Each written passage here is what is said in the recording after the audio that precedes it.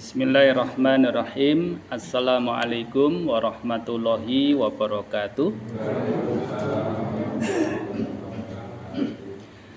Alhamdulillah wassalatu wassalamu ala Rasulillah wa ala alihi wa ashabihi wa man tabi'ahum bi ihsanin ila yaumiddin wa salama tasliman katsira. Ya ayyuhalladzina amanu taqullaha haqqa tuqatih wa la tamutunna illa wa antum muslimun. Wa qala sallallahu alaihi wasallam talabul ilmi faridatun ala kulli muslim. Amma ba'd. Bapak-bapak saha ibu-ibu para sedherek sedaya jamaah Masjid Al-Akhlaq rahimani wa rahimakumullah. Saderengipun semangga kula dherekaken ngunjukaken raos syukur wonten ngarsanipun Allah Subhanahu wa taala. Awit wonten ing dalu menika alhamdulillah kula panjenengan badhe nindakaken salat maghrib kita ngaos nggih insyaallah. Sami istiqomah nggih Bapak Ibu nggih. Alhamdulillah nggih. Dalu menika insyaallah kita badhe mendhet piwucal saking peristiwa Isra Mi'raj nggih. Nah menika kita badhe nyinau ngingingi nggih menika Al Isra wal Mi'raj nggih Kanjeng Nabi sallallahu alaihi wasallam nggih. Ananging saderengipun semangga kula dherekaken ngunjukaken rasa syukur ugi nggih menika bersolawat dumateng Kanjeng Nabi sallallahu alaihi wasallam. Mugi-mugi sholawat salam menika ugi dhateng keluarganipun, para sahabatipun, saha penderek-penderekipun dumugi benjang akhir zaman. Amin. Nggih. Bapak Ibu rahimani wa rahimakumullah. Wonten ing surat Al-Isra ayat setunggal nggih.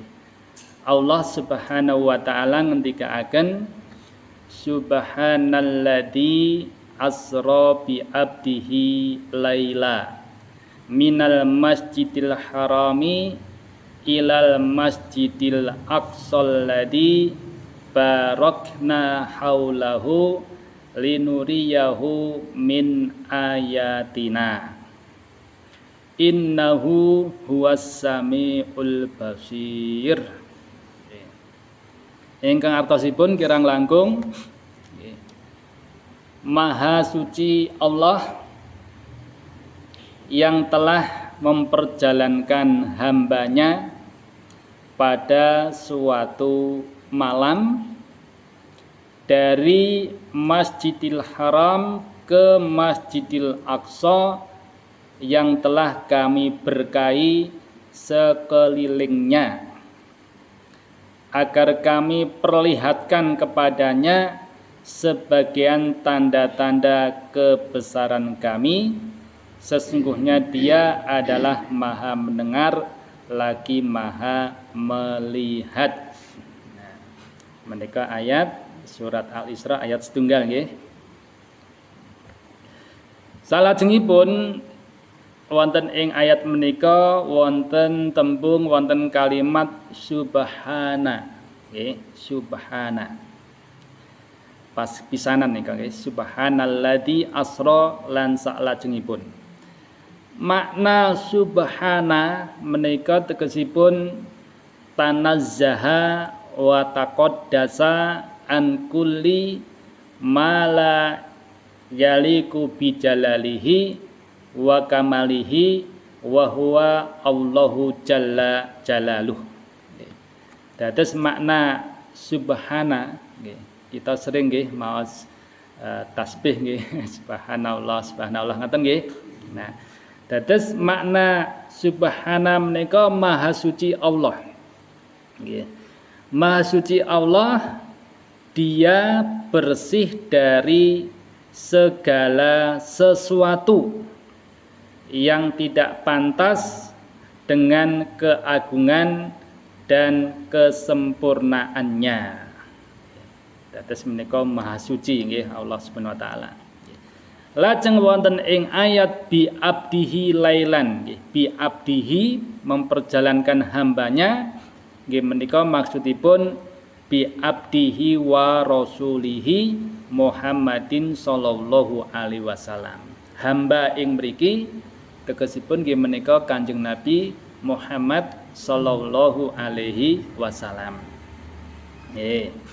Lajeng minal Masjidil Haram. Nggih. Minal Masjidil Haram maksudipun nggih menika alladzi bi Makkah. Maksudipun saking Masjidil Haram teng pundi niku? Teng Mekah nggih, Mekah Al Mukarramah. Nggih. Ingkang saben dintenipun saben menitipun niku kebak jamaah nggih. Nah, teng Mekah nggih. Luar biasa nggih Bapak Ibu nggih. Nak kita ningali teng YouTube nggih, teng TV nak nyorot nyuting nggih menika Masjidil Haram niku mboten wonten surute nggih.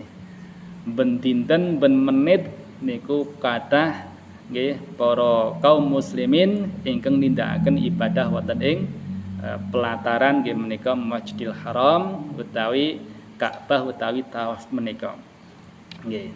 Salajengipun nggih menika ilal Masjidil Aqsa nggih ai alladzi bi Baitil Maqdis nggih.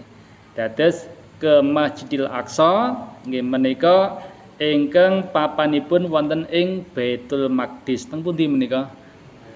Palestina nggih, teng Palestina nggih. Nggih. Masjidil Aqsa. Dados menawi runtutipun nggih Bapak Ibu keutamaan masjid tigang masjid menika ingkang nomor setunggal nggih menika Masjidil Haram nggih.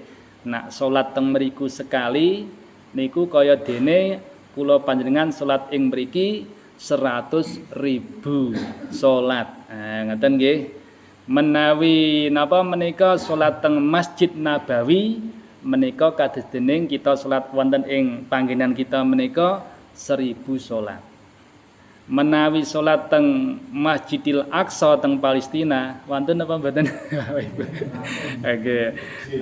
Nggih, teng mrika nggih anu nggih mboten sedaya saged mrika nggih. Nah, niku pahalane menawi salat sekali di sana kita salat wonten ing mriki gangsal atus nggih 500 kali salat. Dados menika keutamaan. Kok pirsa, kok ngertos soalé wonten hadis-hadis saking Kanjeng Nabi sallallahu alaihi wasallam ingkang njelasaken ngingingi keutamaan menika. Nggih. Salajengipun Bapak Ibu rahimani wa rahimakumullah. Nggih. Min ayatina nggih, dari ayat-ayat kami. Maksudnya Nabi sallallahu alaihi wasallam di Isra Mi'rajkan untuk diperlihatkan tanda-tanda kebesaran nggih. Dari ayat-ayat yakni tanda-tanda kebesaran kami maksudipun ing mriki dipun sebataken min ajaibi qudratina wa madhahiriha fil malakutil a'la. Nah menika nggih dados berupa keajaiban kekuasaan kami yakni kekuasaan Allah dan segala fenomena yang terdapat pada malakut al-a'la. Nggih menika wonten ing nyuwun ngapunten nggih di atas langit menika nggih niku wonten keajaiban. Nggih. Lajeng Bapak Ibu rahimani wa rahimakumullah nggih. Wonten riwayat nggih menika saking Thalhah bin Ubaidillah Al-Fayadi nggih radhiyallahu anhu mugi Allah paring ridha dhateng piyambakipun. Dados Thalhah bin Ubaidillah menika ahada asyara al-mubasysyirina bil jannah. Itu salah satu sahabat yang diberi kabar gembira termasuk ahli surga. Jadi ada 10 sahabat di mana Allah memberikan wahyu kepada Nabi sallallahu alaihi wasallam bahwasanya ada beberapa sahabat yang mendapatkan kabar gembira termasuk yaitu penghuni surga, menjadi ahli surga. Itu luar biasa nggih. orangnya masih hidup tapi sudah dikabarkan begitu. Kados sinten Bapak Ibu? Abu Bakar, nggih. Abu Bakar fil jannah wa Umar fil jannah wa Utsman fil jannah wa Ali fil jannah, ngoten niku nggih. Itu luar biasa, nggih. Jadi ada beberapa sahabat yang memang diberi napa niki? Diberi istilahnya keistimewaan, nggih. Jeglek nggih. Mati lampu. Masya Allah. Nggih. Sekedap nggih. Mboten napa-napa nggih. Jadi kita lajengaken nggih. Nggih. Dados ada seorang sahabat yang memang nyuwun ngapunten mendapatkan kabar gembira dari Nabi sallallahu alaihi wasallam bahwasanya mereka termasuk ahli surga, yaitu diantaranya adalah Abu Bakar As-Siddiq dan beberapa sahabat yang lainnya termasuk Tolhah ini. Maka di situ dikatakan beliau bertanya kepada Rasul sallallahu alaihi wasallam mengenai makna subhanallah. Makna subhanallah. Maka Nabi sallallahu alaihi wasallam itu bersabda, maknanya adalah tanzihullahi an kulli su'in. Maksudipun nggih menika mensucikan Allah dari segala sesuatu yang buruk. Nah, menika nggih makna subhanallah. Sehingga diartikan ya maha suci Allah. Nggih. Bapak Ibu rahimani wa rahimakumullah, nggih. Senajan mati lampu nggih, kita tetap dilajengaken nggih. Nah, menika kita tingali ing mriki nggih. Peristiwa Isra dan Mi'raj merupakan salah satu di antara mukjizat yang diberikan Allah Subhanahu wa taala kepada rasulnya. Rasul sinten menika? Kanjeng Nabi Muhammad sallallahu alaihi wasallam. Sebagai wujud penghormatan dan pelipur lara setelah paman dan istri beliau meninggal dunia. Sinten Pak Liipun menika? Abu Thalib napa Abdul Muthalib? Abu Thalib. Lajeng garwanipun ingkang seda menika sinten? Khadijah. Nggih.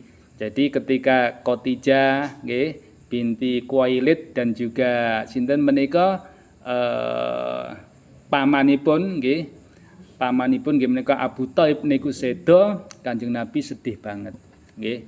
Apalagi pamannya ini nggih Abu Thalib ini ketika diajak maos tahlil la ilaha illallah niku mboten saged. Nah niku nggih. Lajeng garwanipun nggih menika Khadijah niki napa menika istilahipun sedo niki kan nggih sedih nggih soalnya ya istri yang tercinta, kemudian juga harta bendanya itu betul-betul dikorbankan untuk berdakwah, berjuang bersama Rasulullah Shallallahu Alaihi Wasallam. Itu luar biasa. Nah, peristiwa ini juga sebagai penghibur setelah beliau Shallallahu Alaihi Wasallam mendapatkan perlakuan yang tidak bersahabat dari penduduk Taif. Nah, nggih niki dakwahipun Kanjeng Nabi nggih. Pas haji napa umroh teng Taif mboten, Pak? Nggih, teng Taif nggih. Sejuk nggih Bapak Ibu nggih. Di sana sejuk ternyata nggih. Nah, termasuk daerah subur.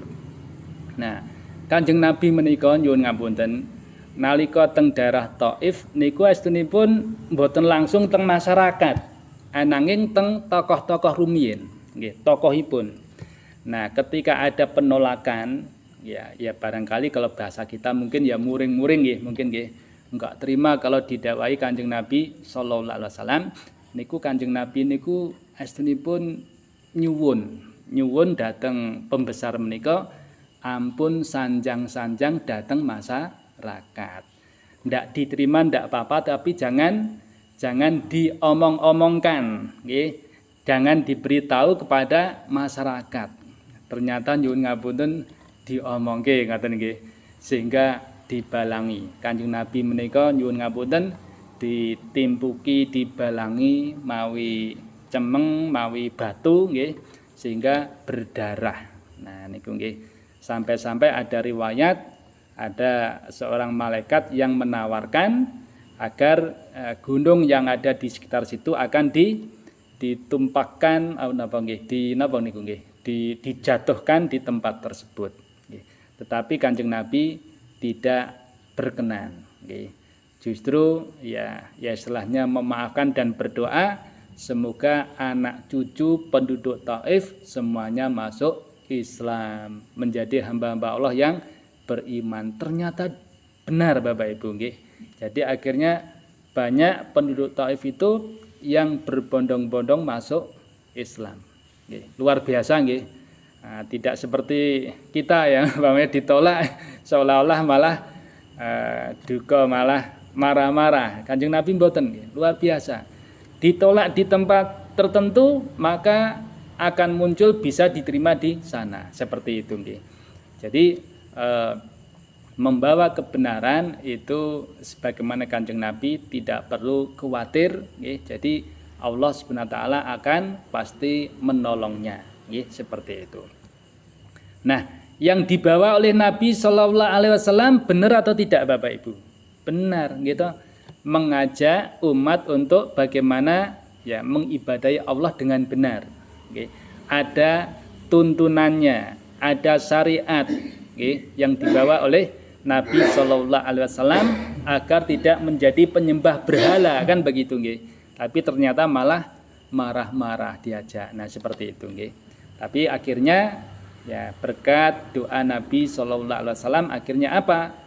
Ya penduduk, ya anak cucu dari penduduk yakni Taif itu pada beragama Islam seperti itu. Lajeng peristiwa Isra Mi'raj terjadi pada tahun ke-10 kenabian. Namun para ulama berselisih tentang waktu kejadiannya. Yang tidak ada perselisihan yaitu tentang kebenaran peristiwa ini. Jadi memang ini benar peristiwanya nggih. Karena kejadian ini diabadikan dalam Al-Qur'an dan hadis, di antaranya yaitu surat Al-Isra yang kita baca yakni ayat pertama tadi. Berdasarkan kandungan hadis dari riwayat-riwayat yang ada, maka dapat diambil kesimpulan yang pertama adalah nyuwun ngapunten niki alur nggih sebelum Nabi sallallahu alaihi wasallam di Isra Mi'rajkan ya adanya pembelahan dada Nabi sallallahu alaihi wasallam nggih. Jadi atap rumah Nabi itu terbuka, kemudian malaikat Jibril turun. Nah, turunnya itu dalam rangka tentunya mendapatkan perintah dari Allah, yaitu dada Nabi itu dibelah, Bapak Ibu. Nah, dibelah. Ya kita percaya aja ini hadis nggih. Nggih, kalau di rumah sakit pakai bius ndak kan gitu nggih. Nah, ini tentunya atas kehendak Allah, ya Jibril membelah dada Nabi sallallahu alaihi wasallam.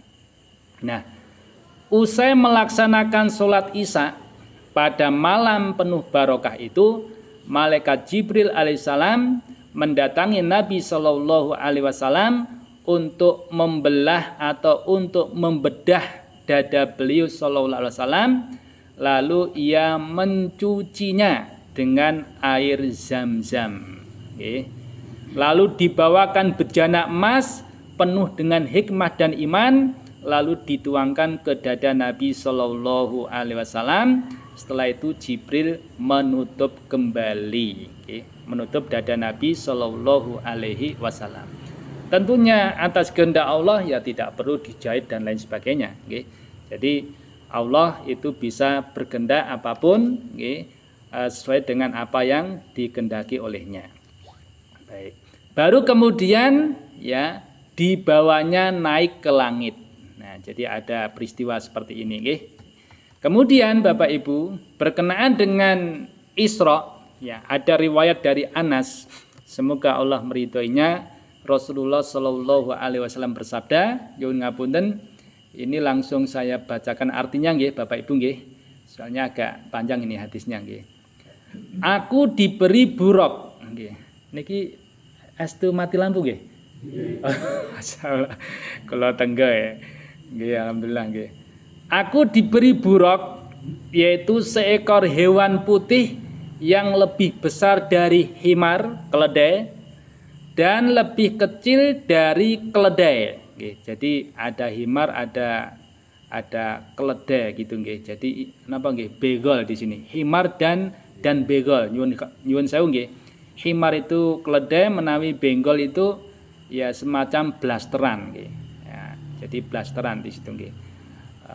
Jadi lebih kecil daripada himar begitu nggih. Ya. Baik, kemudian nggih ada keterangan nggih. Jadi begol ini ya lebih kecil dari keledai. Keledai itu himar nggih. Aku mengendarainya, yakni menaiki itu nggih. Dia membawaku hingga sampai ke Baitul Maqdis. Lalu aku mengikatnya di tempat para nabi menambatkan. Nah, ini nggih. Jadi ini sejenis hewan nggih Bapak Ibu nggih. Tapi tanpa perlu kita nyuwun ngapunten melukis buraq dengan lukisan yang tentunya harus didukung dalil nggih.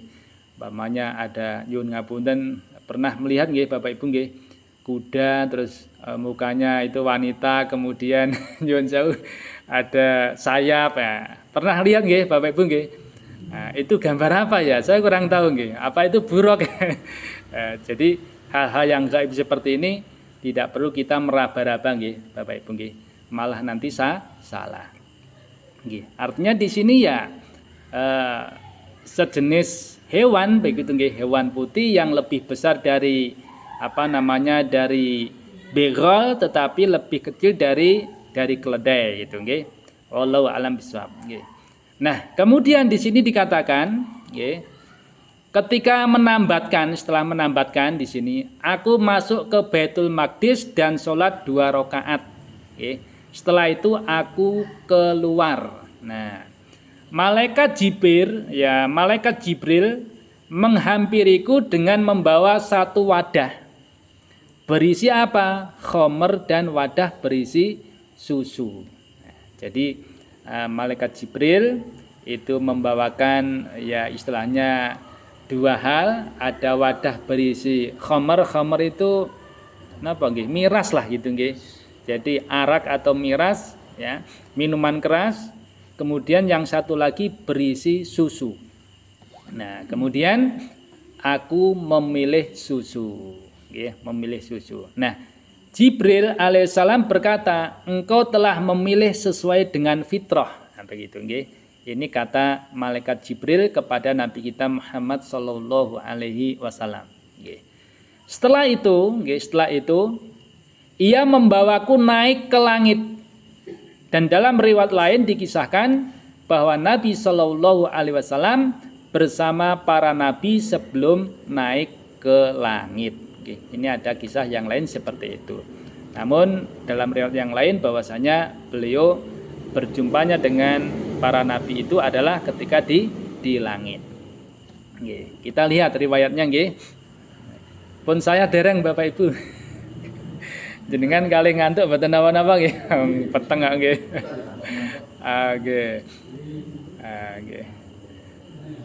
Sak menika Mi'raj. Ya, kalau Isra itu kan perjalanan nggih, perjalanan Nabi dengan malaikat Jibril dari Masjidil Haram ke Masjidil Aqsa, itu namanya Isra. Sedangkan Mi'raj itu naiknya nggih, dari Masjidil Aqsa ke langit. Nah, seperti itu nggih. Nah, berkenaan dengan Mi'raj nggih, beliau sallallahu alaihi wasallam dibawa naik melewati beberapa langit, maksudnya ada langit pertama, kedua, ketiga, keempat, kelima, keenam, ketujuh. Nah, kan ada 7 langit Bapak Ibu nggih. Nah, pada setiap langit malaikat Jibril minta agar dibukakan pintu langit. Lalu ia ditanya oleh penjaga pintu tersebut, ya, siapakah yang bersamamu? Jadi ketika ditanya dalam riwayat itu, siapa Anda? Jibril. Ya.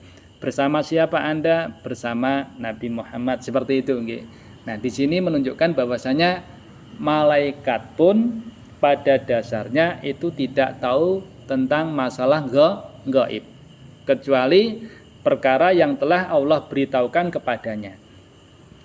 Ibaratnya kalau ini pintunya ditutup, di balik pintu itu siapa? Nah, itu enggak tahu. Sebagaimana pintu langit. Jadi malaikat itu bertanya, siapa kamu? Jibril. Bersama siapa kamu? Ya, bersama Nabi Muhammad SAW. Nah, dengan ini aku diutus. Ya, kemudian dibukakan. Nah, seperti itu. Jadi salah kalau umpamanya malaikat itu mengetahui ilmu gaib. La ya'lamu al-ghaiba illallah. Tidak ada yang mengetahui ilmu gaib kecuali Allah. Nah, para malaikat, sebagian malaikat atau nabi mengetahui perkara gaib itu tentunya setelah diberitahu oleh Allah Subhanahu wa taala. Termasuk peristiwa Isra Mi'raj, Nabi diperlihatkan ini dan itu ya, itu adalah perkara gaib kemudian Allah beritahukan. Kemudian Jibril alaihissalam ketika menjawab ya bersamanya itu Muhammad, yakni Nabi kita Muhammad sallallahu alaihi wasallam, penghuni langit itu pun menyambutnya.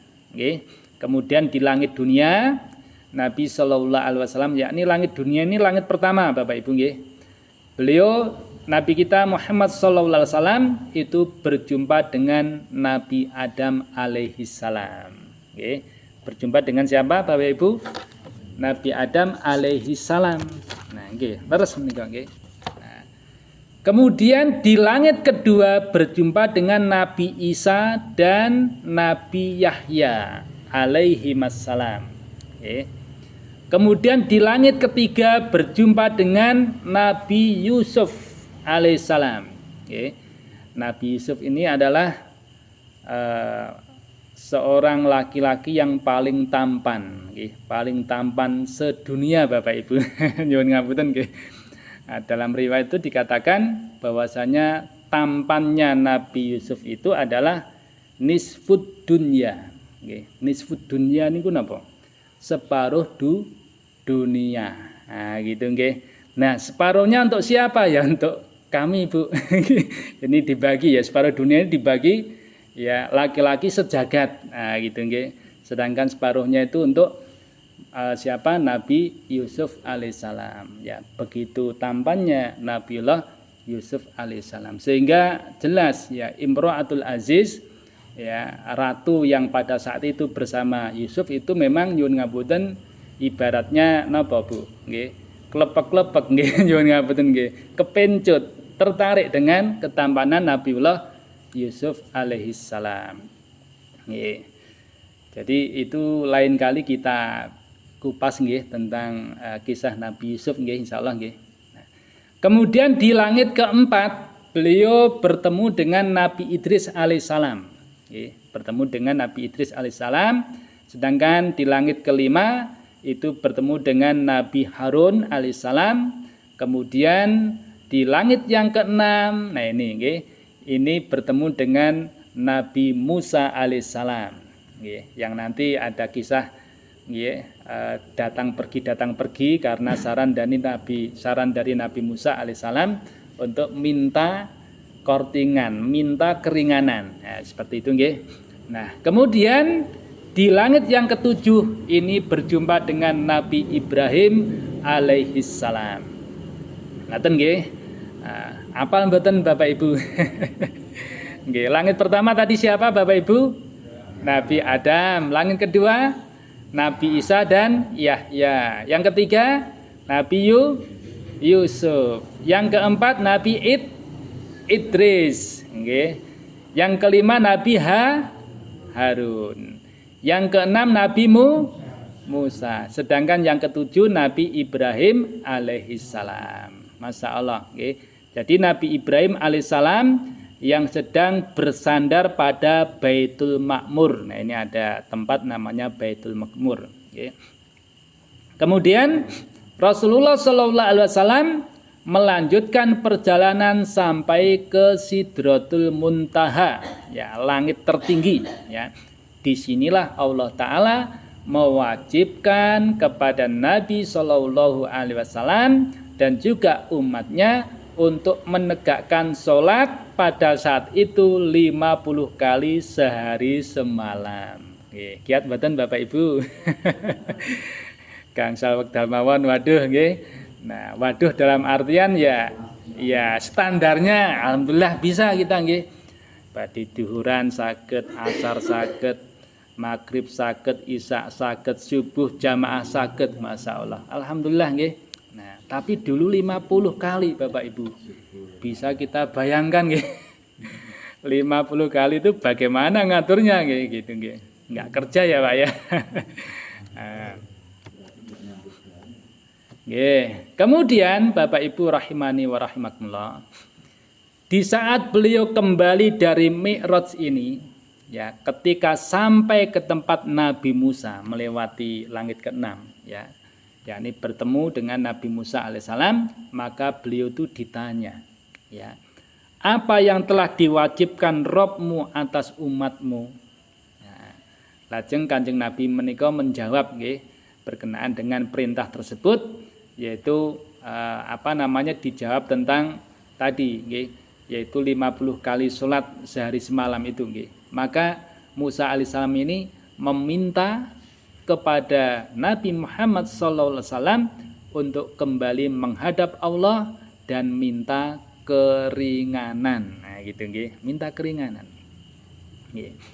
Rasulullah SAW ya melaksanakan saran dari Nabi Musa alaihissalam. Nggih. Jadi Nabi Musa itu nyuwun ngapunten tentunya ya barangkali mendapatkan ya wahyu dari Allah SWT ya berkenaan dengan kemampuan daripada umat Nabi Muhammad SAW sehingga merasa khawatir tidak mampu, maka supaya minta keringanan. Oke. Kemudian diberilah keringanan. Oke. Ketika hendak kembali ternyata berjumpa lagi dengan Nabi Musa. Jadi dari 50 itu dalam riwayat dikatakan itu dikurangi separuh. Menjadi berapa Bapak Ibu? 25. Itu nggih menjadi 25. Nah, ketika sudah 25 istilahnya 50% ya. Itu ternyata diminta lagi oleh Nabi Musa alaihissalam supaya minta keringanan lagi. Ya. Akhirnya dipotong separuh lagi Bapak Ibu nggih. 25 diporo kali pinten niku? 12,5 nggih, 12,5 nggih. Nggih. Kemudian kembali lagi ketemu Nabi Musa, ternyata diminta lagi untuk meminta keringanan. Nggih. Sampai pada akhirnya ya itu diberi 5 kali sehari semalam. Nah, ketika sudah 5 kali sehari semalam sholat yang dibebankan kepada Nabi Muhammad SAW dan juga umatnya, itu ketemu Nabi Musa lagi sebetulnya. Nah, Nabi Musa itu juga menyarankan minta lagi, minta keringanan lagi Bapak Ibu. Maka apa jawab Rasul Sallallahu Alaihi Wasallam? Aku sudah memohon kepada Robku sehingga aku merasa malu. Merasa malu. Jadi sampun bolak-balik istilahnya. Jadi merasa malu. Nah, kemudian terdengarlah ya suara dari Allah Subhanahu wa taala, aku telah menetapkan yang aku fardukan, yang aku wajibkan, dan aku telah memberikan keringanan kepada para hambaku. Ini jadi ada suara yang didengar oleh Nabi kita Muhammad Sallallahu Alaihi Wasallam dan juga malaikat Jibril di situ. Siapa namanya? Nabi Musa Alaihissalam. Baik, wallahu taala a'lam. Jadi kisah seperti ini ya sepanjang nyuwun ngapunten sepanjang itu dasarnya kuat, apalagi yang menyampaikan adalah Kanjeng Nabi Sallallahu Alaihi Wasallam di hadis yang sahih, tentunya kita harus membenarkannya. Karena konsekuensi kita beriman bahwasanya Nabi kita Muhammad adalah utusan Allah, maka kita harus membenarkan apa-apa yang dikabarkan oleh beliau Sallallahu Alaihi Wasallam, kemudian kita mentaati apa-apa yang diperintahkan, kemudian kita menjauhi apa-apa yang dilarangnya, kemudian kita beribadah kepada Allah sesuai dengan tuntunannya. Itu konsekuensinya seperti itu. Baik. Kemudian nyuwun ngapunten tesih wonten wekdal nggih Bapak Ibu nggih.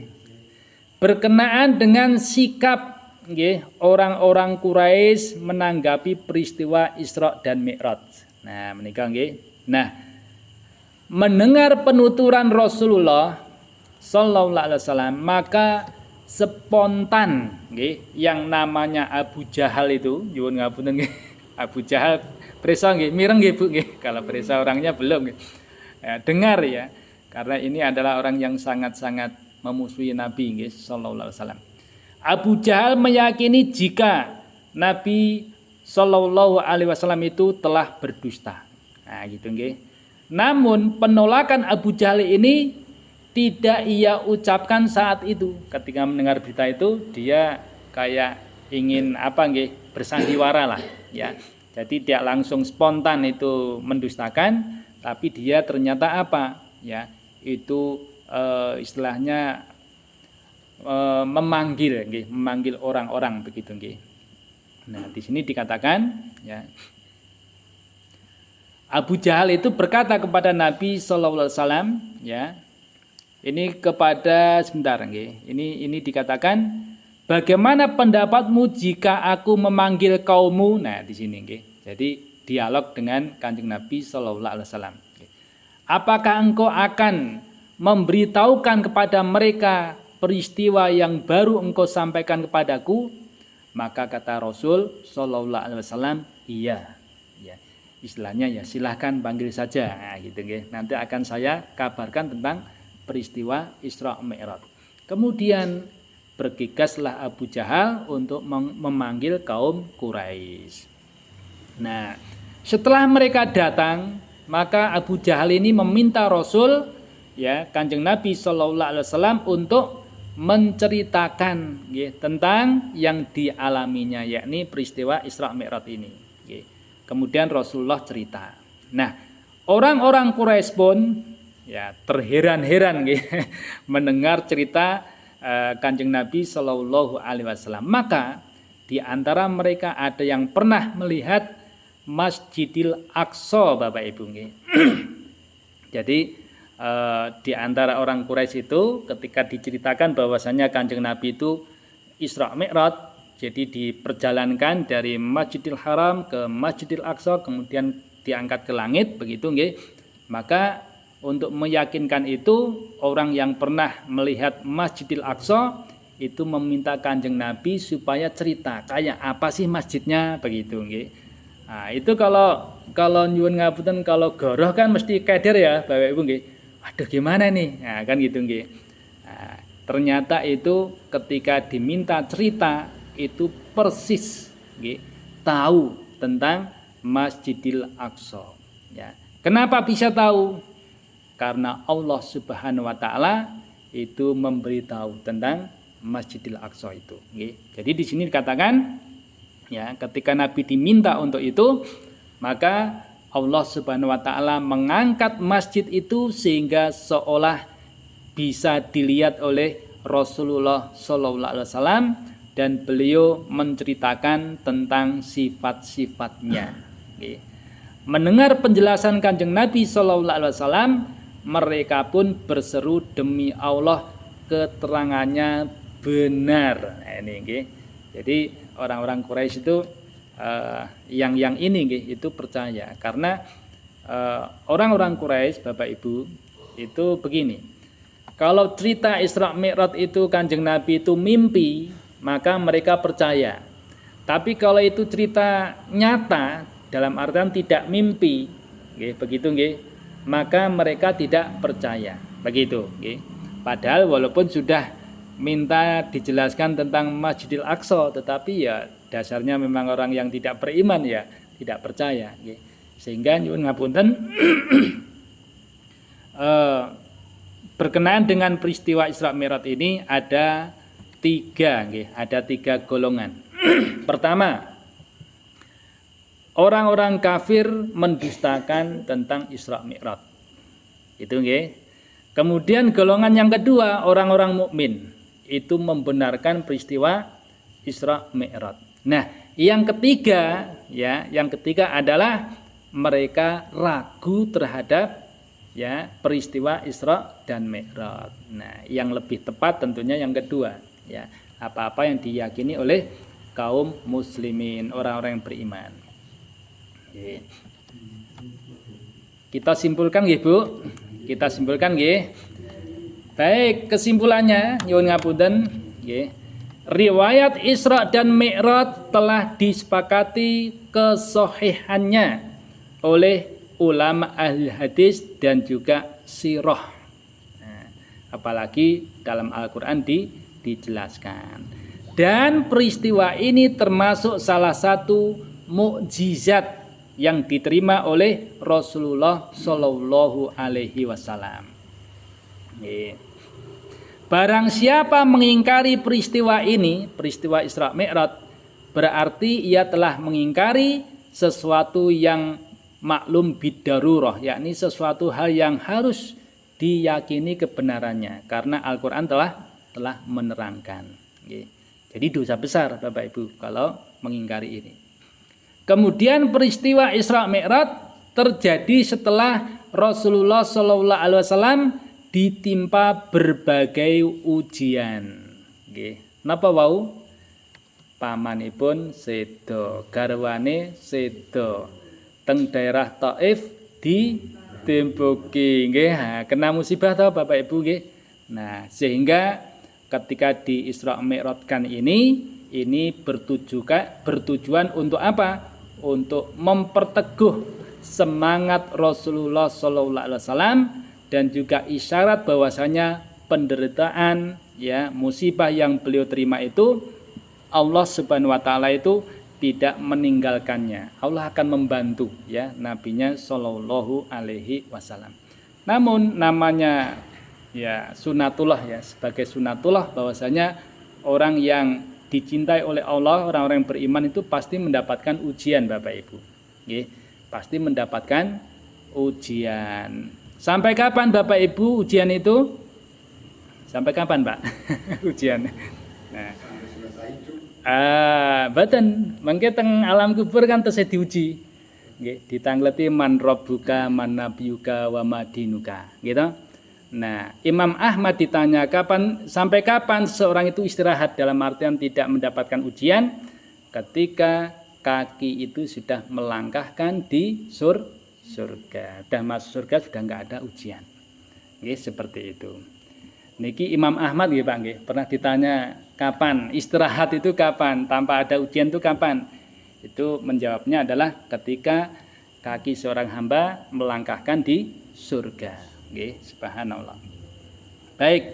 Kemudian penyebutan antara Masjidil Haram, Masjidil Aqsa dan Mi'raj secara berurutan merupakan bukti yang menunjukkan tingginya kedudukan Masjidil Aqsa. Nah ini, jadi sebagaimana tadi berkenaan dengan pahala-pahala sholat di 3 masjid itu luar biasa, memang punya keutamaan. Masjidil Haram, Masjid Nabawi teng pundi Bapak Ibu? Teng Madinah. Nah wingi pas mriko niku hotele Wardat Ar-Royan nggih. Jadi sebelah mana nggih? Nah, ini barat berarti sebelah ler nggih. Leripun nggih cerak Masjid Abu Bakar nggih, cerak teng mriku nggih. Nah, itu nggih. Itu di Madinah saat itu. Punten nggih. Kita lajengaken sekedhik nggih. Ketika Rasulullah Shallallahu Alaihi Wasallam dibawakan khamr dan susu, beliau memilih yang mana, Bapak Ibu? Milih susu. Ini menunjukkan bahwasanya Islam itu agama yang sesuai dengan fitrah. Allah Ta'ala mengumpulkan para rasul, yakni pembawa risalah, untuk menyambut kedatangan pembawa risalah terakhir, yaitu Nabi Shallallahu Alaihi Wasallam. Di sini menunjukkan bahwasanya para nabi itu saling membenarkan. Jadi para nabi itu bersaudara, agama mereka satu, yaitu tauhid, yakni mengajak umat untuk mengibadahi Allah Subhanahu wa taala saja dan tidak berbuat kesyirikan. Jadi dijauhkan dari perbuatan kesyirikan. Dan ini sekaligus menunjukkan akan tingginya kedudukan Nabi Muhammad SAW di sisi Robnya. Kemudian menyaksikan tanda-tanda kekuasaan Allah yang besar. Di mana itu? Di langit dan bumi, ya. Ini memberikan pengaruh dan motivasi yang kuat, okay. Sehingga beliau Shallallahu Alaihi Wasallam tidak khawatir terhadap tipu daya kaum, ya, orang-orang kafir yang hakikatnya adalah sangat lemah. Yang terakhir Bapak Ibu, nah, terkait dengan sholat, okay. Diwajibkan sholat fardu pada malam Mi'raj merupakan bukti betapa penting rukun Islam ini. Sehingga dalam hadis dikatakan awwalu ma yuhasabu bil abdu yaumal qiyamati as-shalah au kama qala sallallahu alaihi wasallam. Jadi pertama kali yang akan dihisab pada diri seorang hamba pada hari kiamat adalah sholat. Oleh karena itu Bapak Ibu, kita wajib menjaga sholat. Bismillah nggih Bapak Ibu nggih. Pokoknya ampun kendel sholatipun nggih. Duhur, asar, maghrib, isya, subuh, syukur-syukur saged berjamaah, syukur-syukur saged nindakaken sholat-sholat sunnah sanesipun. Yang mana sholat-sholat sunnah itu nanti akan menjadi penyempurna kekurangan yang kita lakukan pada sholat wajib. Nggih. Ngaten nggih, kinten-kinten nggih Bapak Ibu nggih. Ingkang saged kita kaji nggih, senajan peteng dedet alhamdulillah rampung.